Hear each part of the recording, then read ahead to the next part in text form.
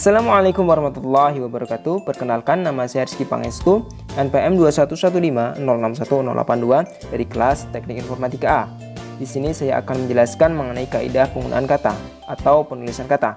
Yang pertama yaitu kata dasar adalah kata yang belum diberi imbuhan atau belum mengalami proses morfologi lainnya, ditulis sebagai satu kesatuan terlepas dari kesatuan yang lainnya. Contohnya makan, minum, jalan, dan sebagainya.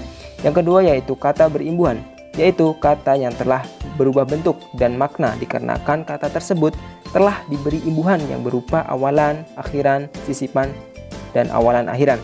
Contoh awalan yaitu berjalan, memakan. Kemudian yang akhiran, jalankan. Kemudian contoh sisipan yaitu getar menjadi gemetar, gigi menjadi gerigi, tunjuk menjadi telunjuk. Kemudian yang ketiga yaitu kata ulang, yaitu kata ulang yang ditulis dengan menggunakan tanda hubung. Di antaranya unsur-unsurnya ada 5. Yang pertama yaitu semu. Kata semu itu pengulangan tidak bisa dipisahkan, seperti kupu-kupu, laba-laba, umang-umang, dan sebagainya. Yang kedua yaitu dua lingga atau menyeluruh. Contohnya ibu-ibu, bapak-bapak, anak-anak, dan sebagainya. Yang ketiga yaitu kata berimbuhan.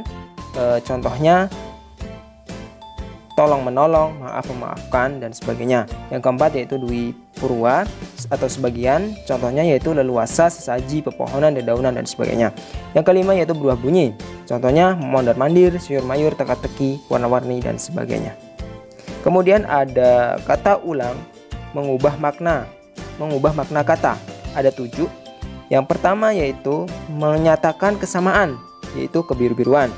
Yang kedua menyatakan saling, yaitu pukul-memukul. Yang ketiga menyatakan jamak, yaitu sayur-mayur, buah-buahan. Yang keempat yaitu menyatakan intensitas, yaitu contohnya berjam-jam, bertahun-tahun, dan sebagainya. Yang kelima menyatakan bilangan, yaitu 11, 22, dan sebagainya. Yang keenam menyatakan situasi, contohnya mentah-mentah, hidup-hidup, dan sebagainya. Yang ketujuh menyatakan bentuk kegiatan, contohnya itu jahit menjahit, masak memasak, dan sebagainya.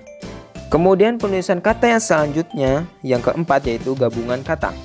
Ada unsur gabungan kata yang lazim disebut kata majmuk, termasuk istilah khusus ditulis terpisah, contohnya duta besar, model linier, kambing hitam, persegi panjang, dan sebagainya.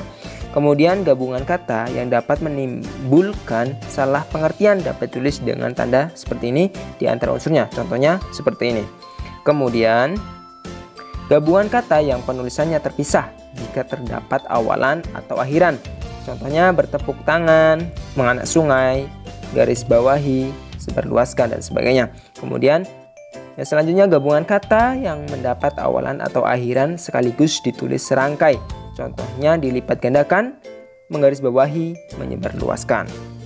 Kemudian gabungan kata yang sudah padu ditulis serangkai, contohnya ada kalanya, apalagi, bagaimana, barangkali, matahari, dan sebagainya.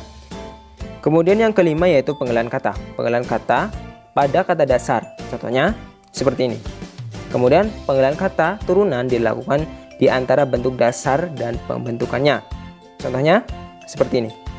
Kemudian jika sebuah kata terdiri dari dua unsur atau lebih dari salah satu katanya dapat bergabung pada unsur lain, penggalan dilakukan di antara unsur itu. Tiap unsur dipenggal seperti pada kata dasar, contohnya seperti ini.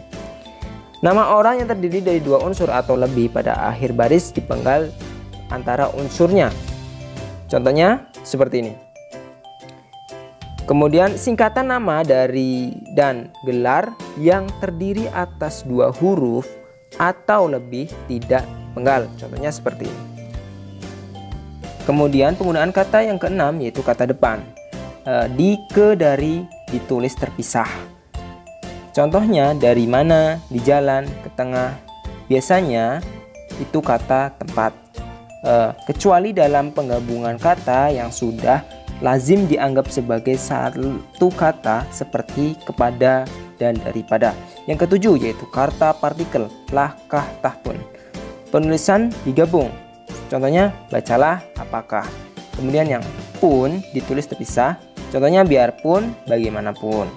Yang ketiga per artinya demi, tiap, atau mulai. Contohnya per menit, per hari, per tahun, dan sebagainya. Yang kedelapan yaitu kata ganti. Kau, ku. Ditulis serangkai dengan kata yang mengikutinya. Contohnya kumiliki, kau terima, dan sebagainya. Penulisan digabung. Kemudian yang kedua yaitu ku, mu. Dan-nya ditulis serangkai dengan kata yang mendahulunya. Contohnya milikmu, punyaku, dan sebagainya. Kemudian yang kesembilan yaitu kata sandang. Si dan sang ditulis terpisah dari kata yang mengikutinya. Contohnya sang raja hutan, si kancil, dan sebagainya. Mungkin itu saja yang dapat saya sampaikan. Jika ada kesalahan, saya mohon maaf. Terima kasih. Wassalamualaikum warahmatullahi wabarakatuh.